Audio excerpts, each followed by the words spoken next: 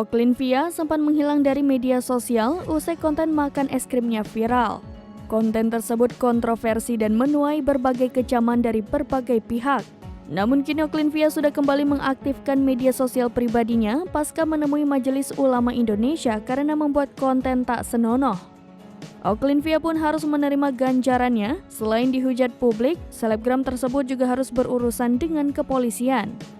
Diketahui Oklin membuat konten makan es krim tepat di depan area vital seorang pria. Sebelumnya Oklin mengaku mentalnya sempat down karena dihujat netizen. Namun kini kepercayaan diri Oklin sudah mulai bangkit lagi. Bahkan dirinya sudah siap mengaktifkan media sosialnya lagi dan menjadi konten kreator yang lebih baik lagi. Kondisi tersebut terjadi ketika selebgram muda itu mendapat wejangan dari MUI, sehingga kini Oklin bisa bangkit dari keterpurukannya.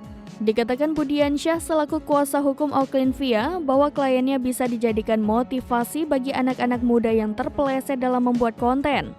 Menurut Budiansyah, Oklin sudah menyampaikan permohonan maafnya karena membuat konten tak senonoh. Bahkan, Oklin pun menyesal lantaran pernah membuat konten menjilat es krim di media sosial. Budiansyah mengatakan bahwa kejadian yang dialami Oklin akan dijadikan pengalaman yang amat berharga.